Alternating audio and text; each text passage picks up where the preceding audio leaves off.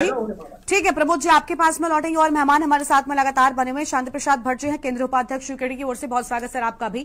शांति प्रसाद जी, सावन महीने की शुरुआत होने को है और इसके साथ ही कांवड़ यात्रा हरिद्वार से इसका मुख्य रूप से केंद्र माना जाता है, यहीं से शुरू होती है। लेकिन इस बार भक्ति कम, शक, संदेह, सवाल पर्व से पहले उठ रहे हैं, ऐसा क्यों? ये भक्ति का पर्व है। देखिए गरिमा, आज की डिबेट बहुत बड़ा संदेश है कि आखिर देवभूमि जहां की ज्यादातर लोग सनातनी हैं और सनातन धर्म का संदेश है सद्भाव, समभाव, विश्व के कल्याण की बात करने वाला सनातन धर्म है। हमारे आराध्य श्री राम पीड़ित, शोषित, वंचितों को साथ लेकर एक संदेश दे गए कि मानव कल्याण के लिए जीवन जगत में सबके साथ की जरूरत है। तब जाकर लंका पर विजय प्राप्त उन्होंने करी, एक संदेश दिया। ऐसे में भारतीय जनता पार्टी अपने आप को सनातनी पार्टी कहती है। मैं आपके माध्यम से पूछना चाहता हूं, वो जो राजवीर महाराज हैं वो सनातनी यदि होते, योग्य होते, विद्वान होते तो इस तरीके के बयान नहीं देते। अब बात आई है कि अपनी पहचान अपनी दुकान के आगे रखनी चाहिए, यह अच्छी बात है, रखना चाहिए। अगर हमारे संविधान में यह चीज है तो रखे, कोई दिक्कत नहीं है। मगर उन्होंने पूरी कांवड़ यात्रा के ऊपर एक संदेह खड़ा कर दिया कि एक वर्ग विशेष का व्यक्ति इसको बनाता है। तो मैं पूछना चाहता हूं इन महाराज जी से, नजीबाबाद की गोभी खाना बंद करो। आपके आश्रम में जितने भी प्लम्बर से लेकर मैकेनिक आते हैं उनसे काम कराना बंद करो।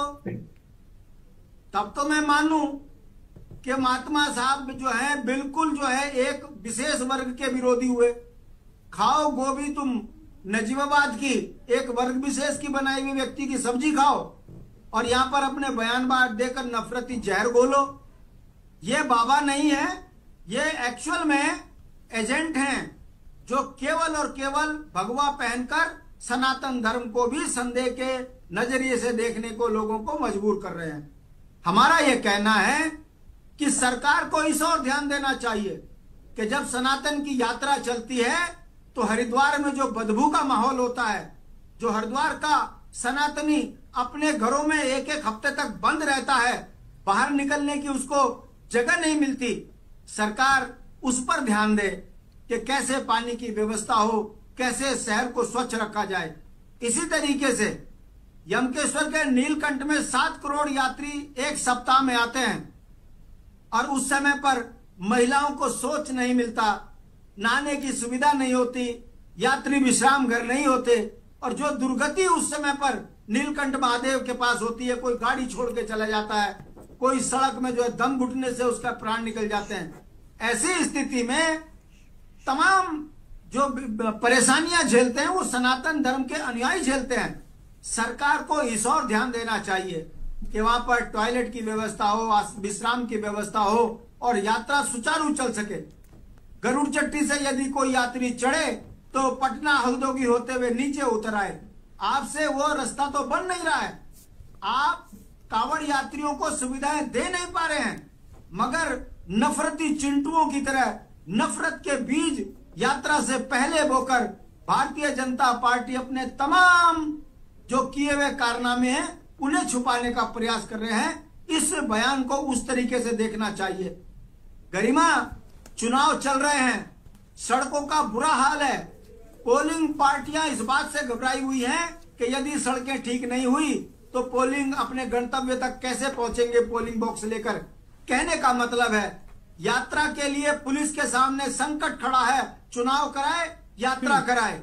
ऐसी अव्यवस्था में यदि आप ऐसे नफरती बाबाओं के बयान दिखाओगे तो एक संकट और खड़ा हो जाएगा।